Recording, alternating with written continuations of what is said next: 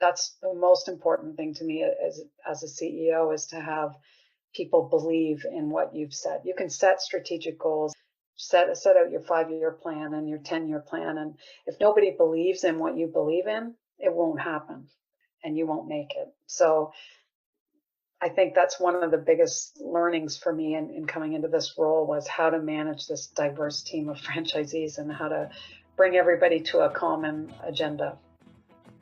Welcome to episode 18 of the FoodGrads Podcast, the podcast where we explore careers in the food, beverage, and hospitality industries. I'm your host, Veronica Hislop, a molecular science graduate student and career partner with FoodGrads.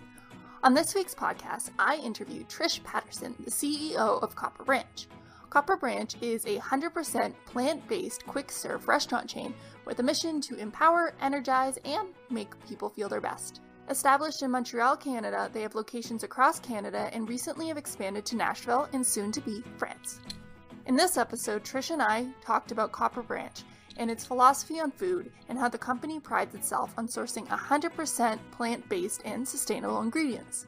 We dive into how Trish started in this industry as a franchise owner after working in a corporate setting. I learned about what exactly a CEO and a franchisee owner does for their job and what young people should do if they want to move up the ranks in this industry. Overall, Trish's career is a fascinating one and shows that you can really reinvent yourself if you just give it a try. Trish really advocates the idea of saying yes to new opportunities because you never know where it'll take you. This conversation just got me so excited about the plant-based food sector and where it's going. With that, on to the show.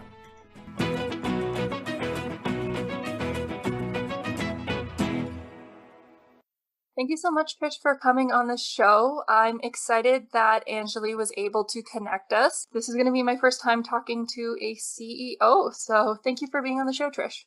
Oh, thank you for having me.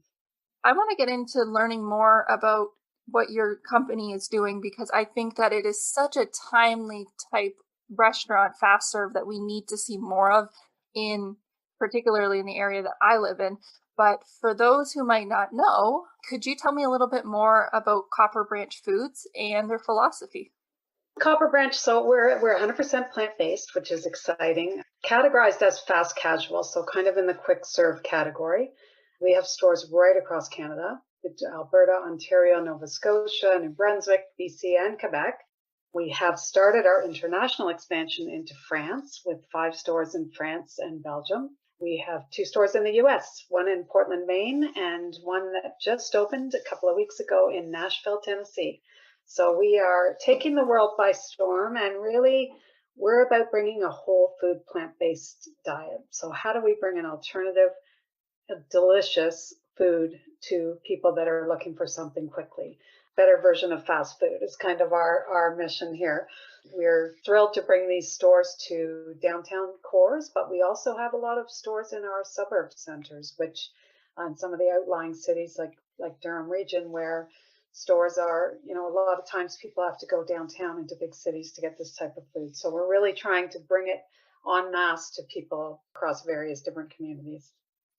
And I think that's really exciting too, as well, especially you mentioned suburbs, because plant-based is definitely becoming mainstream now, which is great in its own right, but having it accessible in suburbs, as someone who's grown up in a suburb, I've found these types of places are more designated for, let's just say, cities. For example, like I go into Toronto. So to hear that you guys are expanding not only worldwide, but in the suburbs is great, because I think that we need more alternatives to, I'm not going to lie, I do love McDonald's and that, but sometimes I just want to eat something healthy and I just didn't have the time to make it. And I don't want to go crazy out of my way to go find something.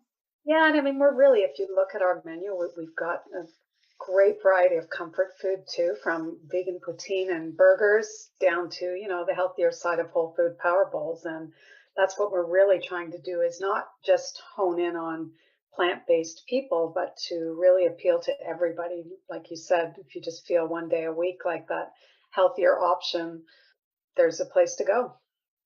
It's cool as well that you mentioned comfort food, because I feel as though with plant-based foods, I know that you've encouraged having the healthy eating, but as well, having those comfort foods, sometimes, again, you want to indulge, but not over the top with with everything, for example, like cheese curds and all those types of things. So to have a plant-based alternative that you can have great tasting food that both, your vegan friend and yourself enjoy, well, myself, I should say, is great.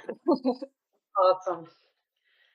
That leaves me to wanting to learn more about you, because I was doing a lot of research on you prior to this episode and learning about your story. And I think that it's a really interesting one, considering that you weren't an individual who maybe started off at this company, as a high teenager and then worked their way up, but instead you weren't actually in the restaurant industry, but instead you had worked at Hewlett Packard.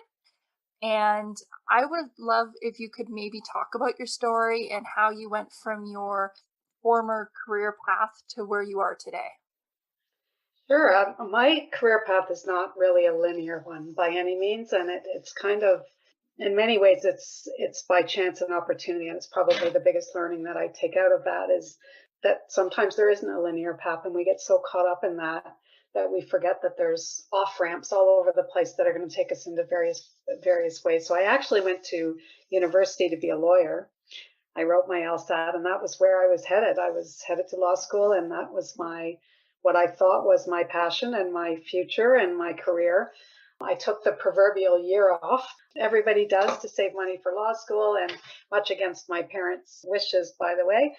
I took a job in a development category with a company called EDS, and they were an IT company, the division of information technology for General Motors at the time. And it was a friend of mine who got me in, and it was literally supposed to be for a year, and I was going to go through this development program, and then I was going to exit and off to law school. And as I started working there, I realized that it was an interesting industry at that time. IT was very different than it is now. This was back in the late 80s. And it was kind of exciting. And I stayed around a little bit longer, an extra year. And as I started to learn and sort of embed myself in the culture of that company, I realized that this could be a career for me. I met a wonderful woman who became my mentor very quickly and is still one of my very best friends. Taught me a lot about how to grow inside that company. And she forced me into things that I really had never thought of before. And so I started out as, a technology development person, which was really doing coding and things in the computer programs in COBOL back in the 80s. And she really forced me out of that and brought me into the finance department and took me through that and forced me into sales and marketing, and slowly started to evolve my thinking outside of what I was actually doing on the technology side. Fast forward the clock 22 years, I was still there in various capacities when Hewlett Packard acquired the company. And I took on an executive role there, continued my executive role into Hewlett Packard, and retired there. So 28-year career in the IT industry that I never thought I would ever have. So when I retired, I was feeling a little bit exhausted that with the job that I had, I was running operations for Canada for Hewlett Packard, and I was traveling a lot internationally and nationally. I was living in airports and lounges and hotel rooms, and was pretty burnt out and wanted really to get back to health and wellness. And that was where I was headed. I wasn't sure I was going to work again. I was quite happy being retired. But I ran into Copper Branch at an incidental trade show that my husband and I happened to wander into. And I just fell in love with the concept, the thought of bringing something healthy, and to our conversation earlier, to my community, not to downtown. I didn't want to commute into a big city. So I opened the very first one in Ontario in a little town of Brooklyn, which is just north of Whitby, Ontario. And everybody thought I was absolutely crazy to put a vegan restaurant in such a small community. And it just went crazy. It was so much fun. And I realized that all the skills that I gained in the Fortune 500 company were transferable in some way into entrepreneurship. And that's what I started to do. And I just fell in love with the brand. I love that. Hearing, when you're in school, especially going to something as law school, because in one right to continue on or to even to pursue that path, you do have to have a degree of seriousness to it. And to be able to transition to something else, that sounds scary, but it almost sounds like it just felt like the right thing to do. But then, even then, again, after you had finished your long career in this type of space, to then, take on a new journey, so to say, I think that's pretty exciting. And I think it is inspiring to show that you don't have to have a set path. And even your 5-term year goals, they might not actually be what you really need in the moment. It's so true. In fact, one of the things that I always say to people now, if they ask, about career and things like that, I do a lot of mentoring in female leadership. And one of the things I say is just say yes a lot. Say yes to yourself, say yes to people, say yes to opportunities, because most times you will find yourself in a situation where you'll either meet somebody incredible or you'll find something incredible, and it's nothing that you thought it was going to be. And my saying yes to opening a franchise with little to no restaurant experience, thankfully my husband did have some, but I had absolutely none, and it was really scary. The first year was really scary, and I questioned myself a lot during that time to say, what have I done? I don't know how to do this. I'm not an entrepreneur. I've always been in a large corporation, and then when I just sat back and relaxed and used the importance of my work ethic, which obviously is a very important thing, and just being passionate and having a need for just continued results, and it just naturally started to work for me.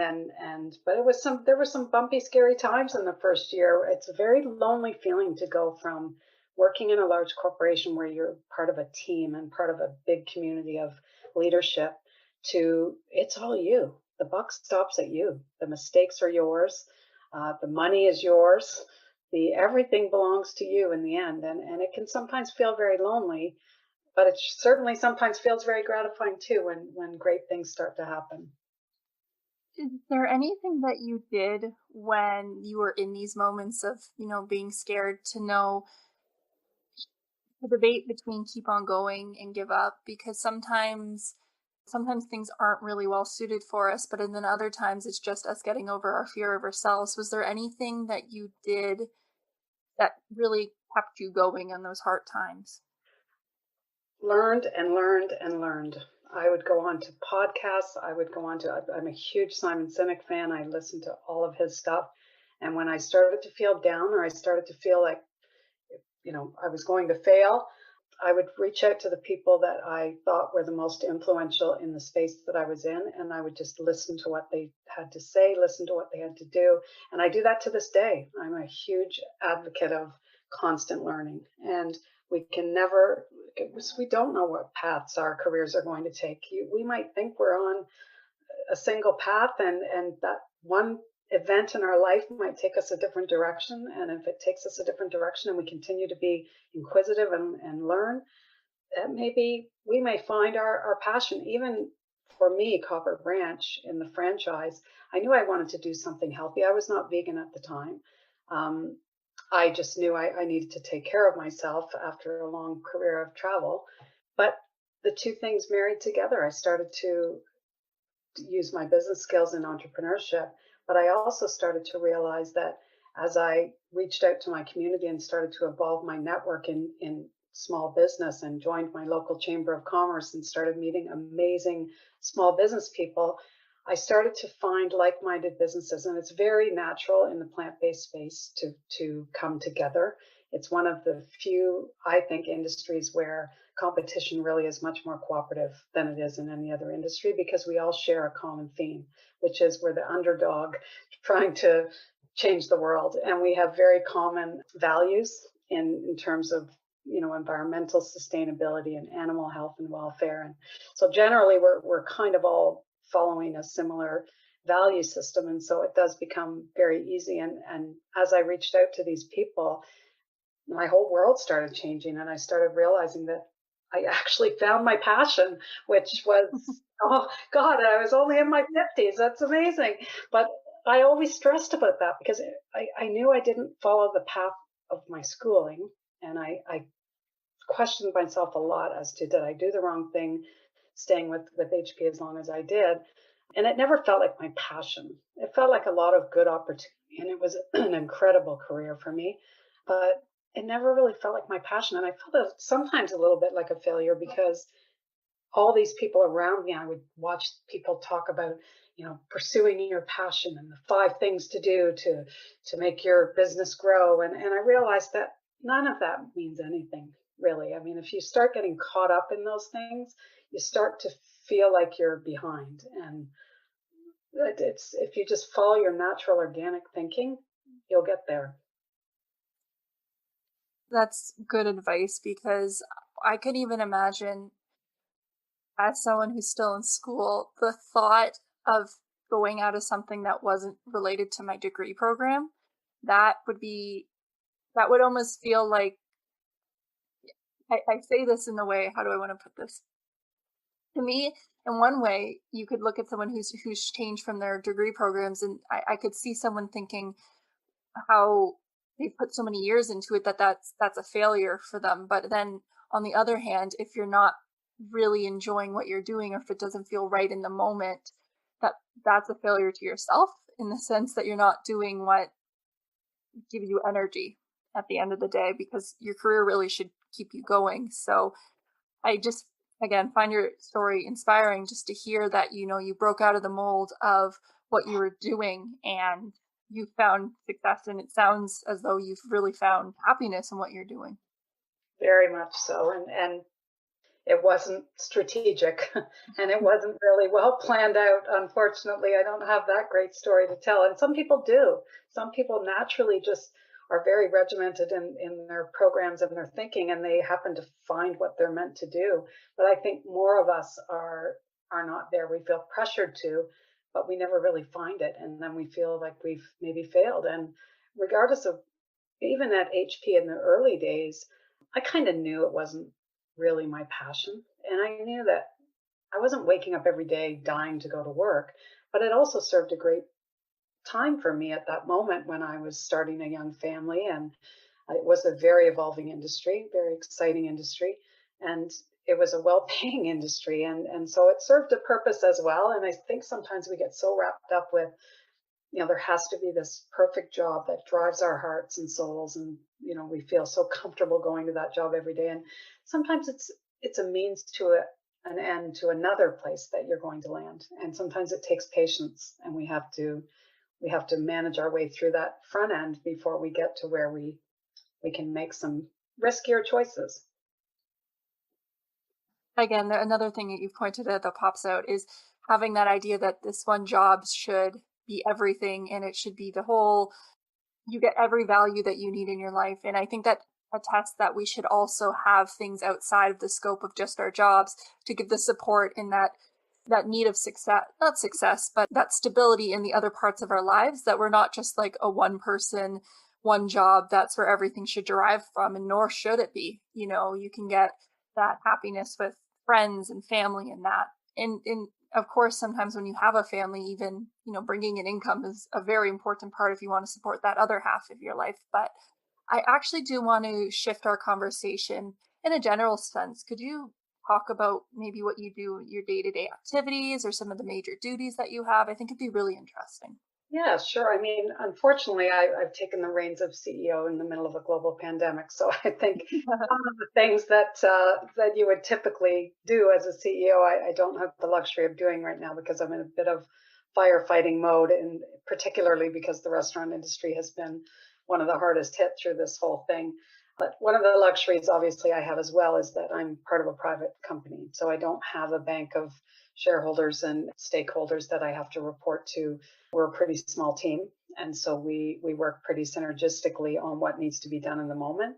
My job really is to set the long-term strategy for Copper Branch, and really to balance the health of the company with the health and happiness and profitability of the franchisees. So that is a very different role for a franchisor CEO, because you're not running a team of extensions of your own. You're literally running a series of independent entrepreneurs as part of your team, and creating a common agenda for them and ensuring that they see a vision and see the vision that I have and get their engagement is really a challenge. It's probably one of the biggest challenges of being a CEO of a franchise, is that you've got a lot of different mindsets, a lot of different agendas at play, a lot of different backgrounds and personality traits. And so really, as a CEO, if you can really make decisions quickly, and you can instill the confidence in these franchisees that you're making decisions that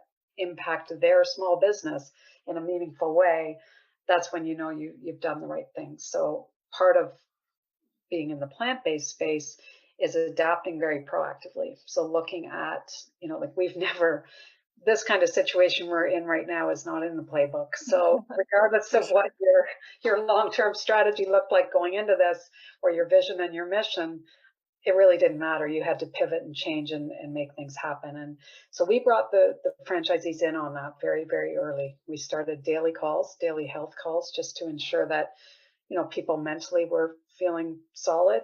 And the fear factor for people just was the biggest it's ever been.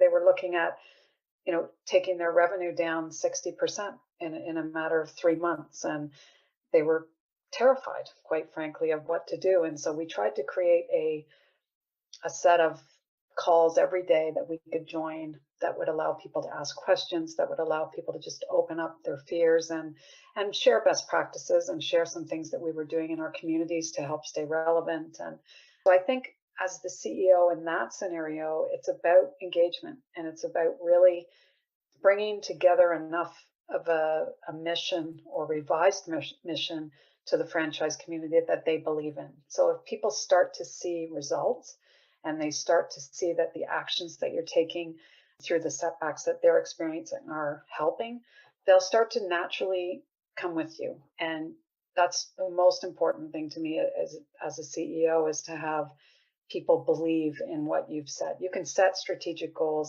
set out your 5-year plan and your 10-year plan. And if nobody believes in what you believe in, it won't happen and you won't make it. So I think that's one of the biggest learnings for me in coming into this role, was how to manage this diverse team of franchisees and how to bring everybody to a common agenda.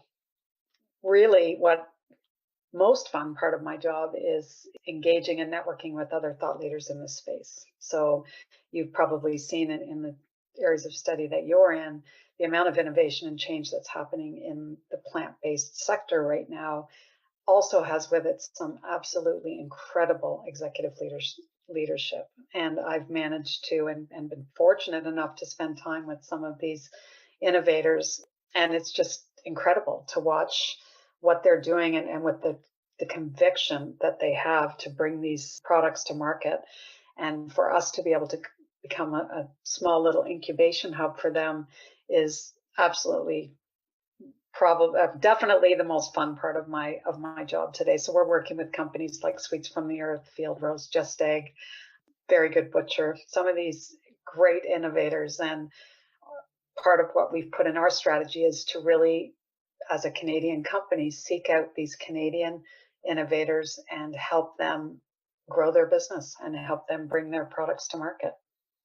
Oh, that is so cool what you're doing. And there's so many different things involved in, before I'm sounding like I don't know how you manage it all, but at the same time, it just sounds as though you're really just doing a people job where, you're connecting with your franchisees, owners, and like you said, making sure that they're okay.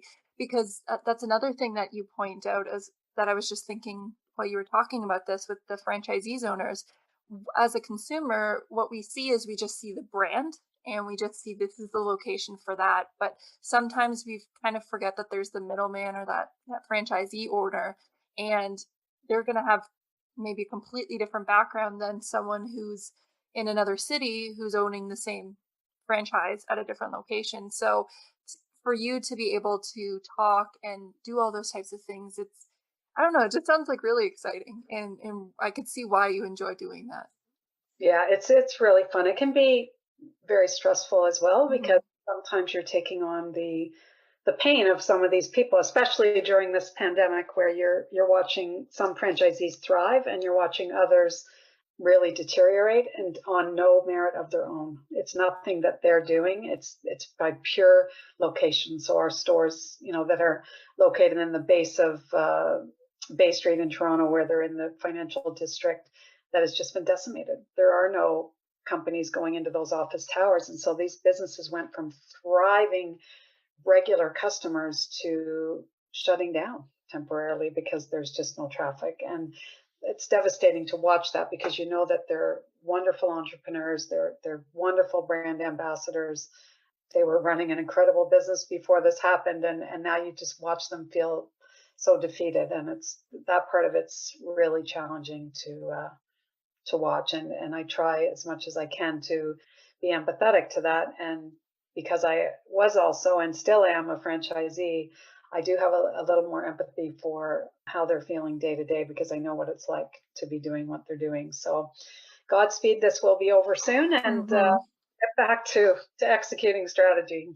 I'm in downtown Toronto, so I know exactly where you're talking about. And the foot traffic difference, I can't even get over the difference between, and it's vacant, and it's kind of scary.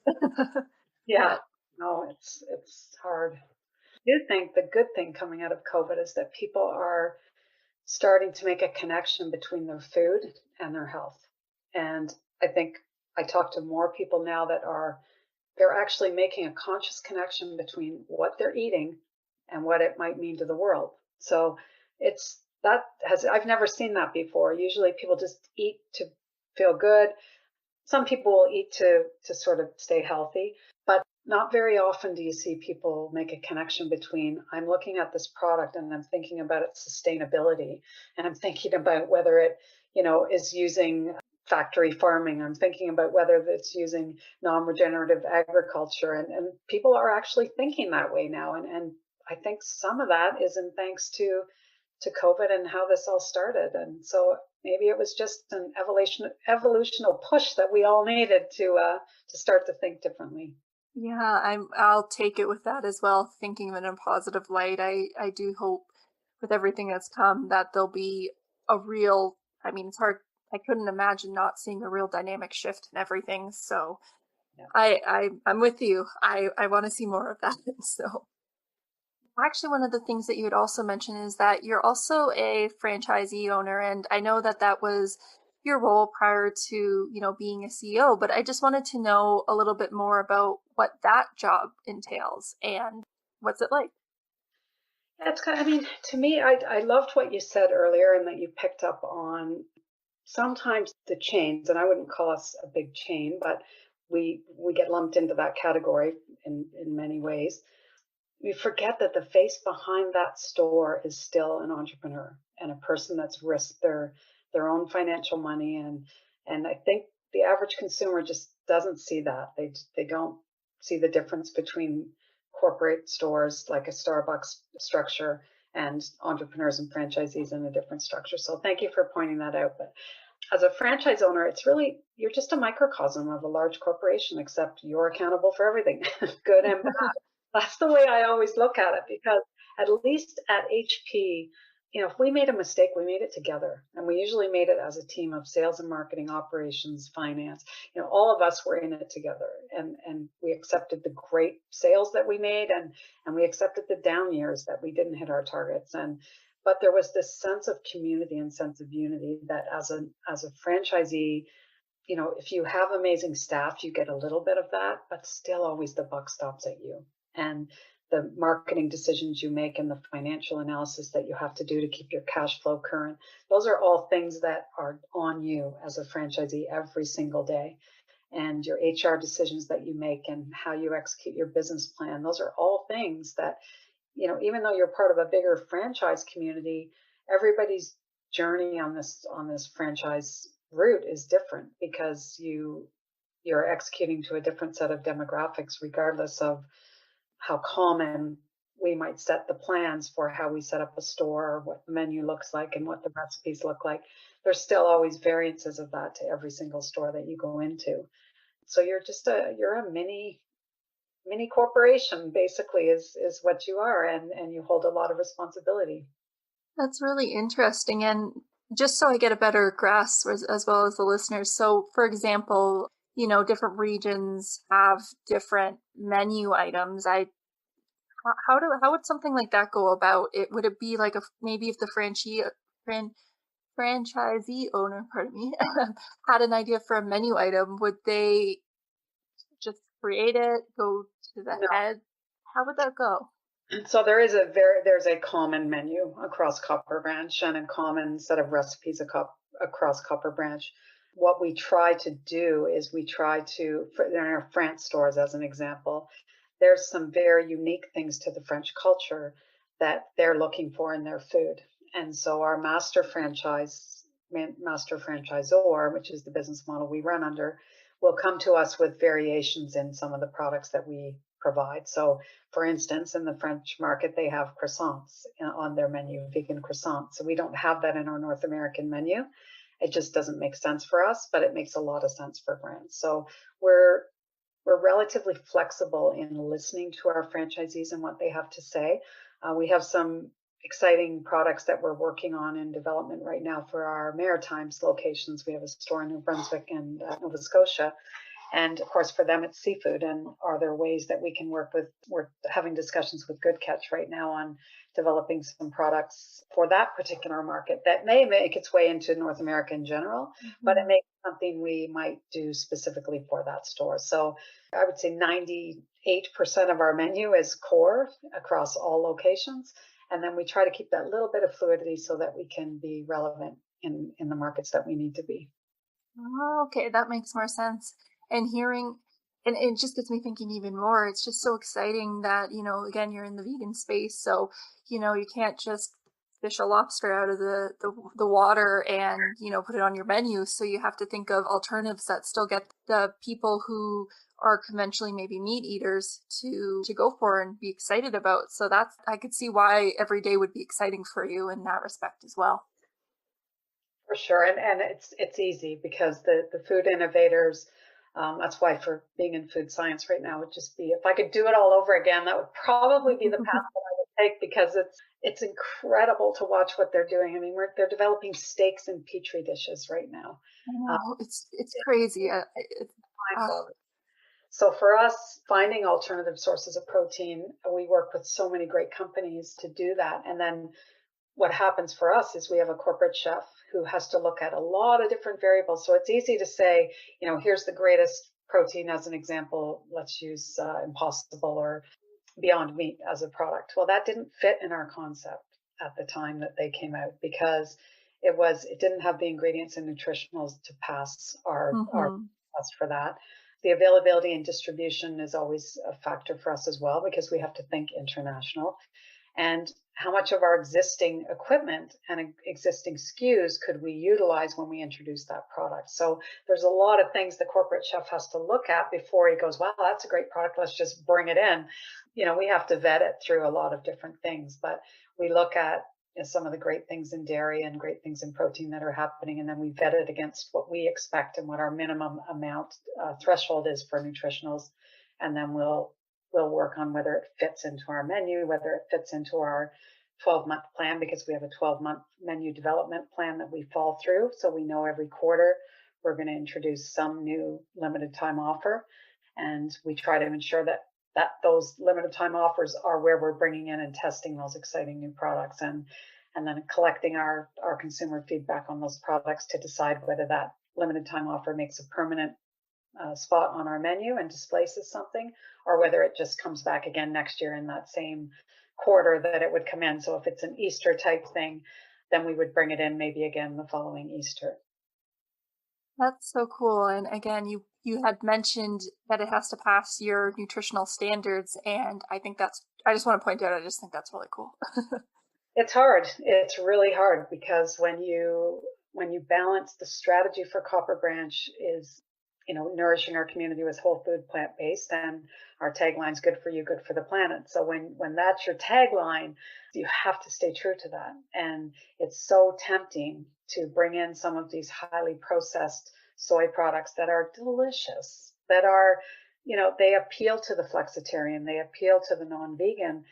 and they're simple. You just throw them in. I mean, you see what KFC is doing with the chicken sandwich, and it's just easy to do.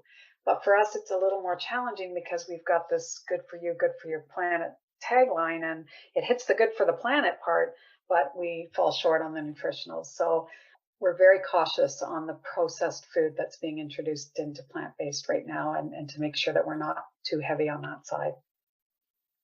That's really cool. And I just want to bring it back because the podcast is meant a lot for students and new graduates. And I just thought it would be interesting just to ask if for something like, is there room to grow in quick serve food restaurants, such as, pardon me, I shouldn't say quick serve because you said fast casual, pardon me. But if someone was to begin at the front of the house, would they have the opportunity to maybe build their career up and become a franchisee owner? And if they did, is there skills that you would be looking out for? Yeah, I mean, I can tell you what I look for in my own staff, and I have an incredible team of people. I've been so fortunate. Some young people that are, just either very committed to the cause, which is natural for Copper Branch. We stand out a little differently for people that want to work for us because they believe in what we're doing. So it's always nice to have those employees that believe in our mission because they naturally seek out ways to grow. But I would say, explore ways to make a connection between what it is you do every day for that company. So if you're the cashier on the front counter, find ways to explore how to augment that into something meaningful for the company. So, I'll give you a great example. We had a young 17-year-old boy in our Brooklyn location who ended up staying with us all the way through high school, and we lost him when he went to university. And he was so inquisitive, and he always wanted to know, how do you calculate food cost, and how do you decide what comes on the menu, and how? So I taught him because he wanted to learn, and I showed him how to calculate food cost. And so one day I came in, and he was putting together a brand new menu item on his own, and it was a bean burrito. I'll never forget it. And he said, "What do you think of this, Trish? Doesn't this look amazing? And taste it and everything." And I said, "That's great, Cam. What do you think the food cost is?" And he said, "Oh, I don't know." And I said, "Well, let's work it out." So we went through the exercise of calculating the food cost, and I asked him to tell me, what would the price of that sandwich look like to the customer, and what do you think that means? So we walked through, we had a real life experience on how to, would a customer pay that much for that sandwich? Can we afford to put that extra bit of cheese on there? Or should we cut back on the cheese? Should we add more beans? And it just became this learning moment. And I realized that he was not going to probably grow his career in the food industry, but he was going to grow his career somewhere because he was so inquisitive to connect what he was doing every day with what the outcome of the company was. And that would be my biggest advice to people in the food industry. If they have a passion for food and passion for that industry, think about all the different ways you can use that. Because there are many, many lucrative careers in the food industry, in franchise sales, and being a franchisee, in being an executive on the operations team and growing your way up through that. So the minute you disconnect, just if you're making a sandwich and that's your job, if that's all you think about every day, and you don't try to grow that into something meaningful, you'll never find that path to where that career will take you. So there's not always I never create a linear path to, you start here and then you go here and then you go here and then you go here. I say you start here, and if you're a huge thinker and an inquisitive person, and you say yes a lot, and you're authentic, and you don't take yourself too seriously, and you have a good work ethic, you will find your way through that chain faster than anybody who studies the linear path of how to get there. I think that's great advice. And I think I got to not take myself so seriously. Maybe that's where I'm falling short. Hard not to. We all do it. It's hard not to. It really is. Oh, and you get so set on a way. It feels like, and it really shouldn't be. It feels like the end of the world when it really shouldn't be. But it's something I need to learn on my journey. So. Oh, we all have to learn it. It's for sure. I think it's just the biggest one is saying yes. Honestly, I go back to that because so easy for us to say, no, that doesn't fit in my job description, or no, that's not what I'm supposed to be doing, or no, just do it, try it, and watch where it takes you. It's incredible.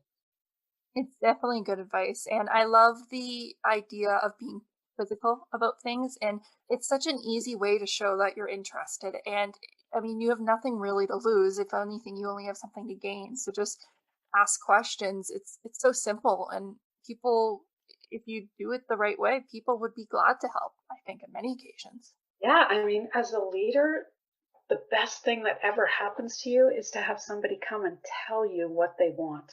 There's nothing better than somebody that's on the front line saying, I want to own a franchise one day. The minute they put that out there and they share that with you, that's in my head now to know that that person, that's what they're thinking. So we do a lot of things in our community where we'll work at farm sanctuaries, and we'll work at yoga studios, and we'll bring, we'll do pop-ups in various different locations, and we try to really get involved in our communities. And those will be the people I'll go to, because I know that they're thinking way beyond the job they're doing that day for me. They're inquisitive and they want to learn.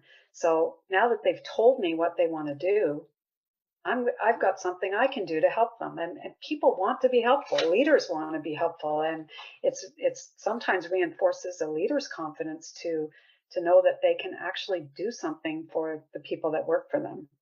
So sharing your wants and your needs and your wildest, crazy idea of where you'd like to take things will sometimes be the biggest gift you can give to your leader, because they can actually make change happen. That's you know what? I think that's, like, you've said it well, and I'm going to leave it there because we are coming to the end of this conversation, which it has blown by. I don't even know how it's at this point. So because you've actually hit on a lot of notes, I actually had two questions left, and I know we've touched upon it, but the first one is, why is the industry that you work in a great place to work? I think because you can affect so many different things. You can affect people's health and people's health transformations. You can help the world. I mean, there's nothing more satisfying than reading the stats that are coming out on what plant-based is doing to the world carbon footprint. I mean, that's just absolutely gratifying in watching that. And the change and innovation that's happening, the pace of change that even watching through COVID, this industry pivot itself into curbside, dine-in and takeout delivery. It's incredible. And it's an industry that affects everybody at a common level. And sometimes when you're in a career like HP and you try to explain to your grandma or your kids what you do, they're looking at you like, what? I don't know. It's really hard, right? Well, I do this with, I sell big deals to big, and they just scratch their head. Well, okay, well, you have a job. But in the restaurant industry, it's like you make amazing food that has an impact on the planet, that's changing people's health, that's reversing type 2 diabetes for people. And these are amazing, amazing things that resonate with every single person. And it's so easy to talk about what you do because everybody knows what a restaurant is. And to just take it to the next level of a plant-based restaurant just adds another element of how it impacts the world. And it's just such an exciting time to be in this particular sector. It is. It's amazing just how much it's grown in 10 years. I remember having these conversations about the role in the environment and what you eat with some of my classmates. It wasn't even that long ago, and to see where we've come and just the explosion, and having places like where you are, these restaurants picking up on this and making the change and going for it. It's so exciting. It is. And even in the packaging side, like I'd be remiss not to miss out on that part of it. Like just compostable materials that are being used for takeout, and, watching plastic be banned as an example. And Copper Branch, years before that happened, had changed to corn-based straws, and at a cost. I mean, that's not an inexpensive thing. So that's another whole business aspect to the restaurant industry, is how do we evolve our thinking in the materials that we're using and environmental consciousness, and still remain competitively priced. I mean, it kills me to watch the McDonald's drive-through lineups with 50 cars in them, and I think they still haven't converted from plastic straws because they said it would take them this much longer and it just makes me ill because I look at Copper Branch and I think the financial pressure we put on our food costs by introducing those expensive compostable elements as a, conscious environmental corporation. And yet these large corporations that, have a lot more resources than we do, don't make their way to that path as quickly. And I'm seeing that change, and I'm seeing that there's a lot more pressure on all restaurants to change. And so that's another whole element of the restaurant industry that's pretty exciting and pretty transformational too. Mm-hmm. Well, I know for me, I know what I'll be picking up this weekend. There's a location that's near me, which is great. And I can't wait to be able to go and just sit outside on the patio, or just like sit outside and just enjoy the food. So, or sit in the restaurant. Oh, I just can't wait. Well, there's a brand new one in Toronto, one in Canary District that could really use anybody's business right now. They opened right during COVID. It's an absolutely beautiful store with a beautiful patio, and I just can't wait for them to hit spring because they opened literally in the middle of the pandemic last November. So if anyone's listening and anyone lives near the Canary District, please go visit my friend Vanessa, our franchisee, and help her out. Well, if it's within my commuting distance, I will definitely be having a look out on that. And yes, everyone, go check them out. They definitely want your support. That's amazing. Well, thanks, Veronica. And before you go, I just want to make sure if people want to find or connect with you, where can they find you? Absolutely. I am very connectable. Trish at eatcopperbranch.com. I give my email out to customers, employees. Doesn't matter who it is. I love to hear from people. So Trish at eatcopperbranch.com. Excellent. And I'll make sure to link that in the show notes so everyone can connect if they feel need to. So overall, thank you so much for being on the show. That was a great conversation, and it's such an exciting space. And I'm so happy that you came on the show and just explained so many different aspects of the industry that are frankly really still new to me. Oh, that's amazing. Well, you're on for a very exciting career as a food scientist. I think that's an incredible role for you, and I'm excited for the future. And thank you so much for taking the time to talk to me.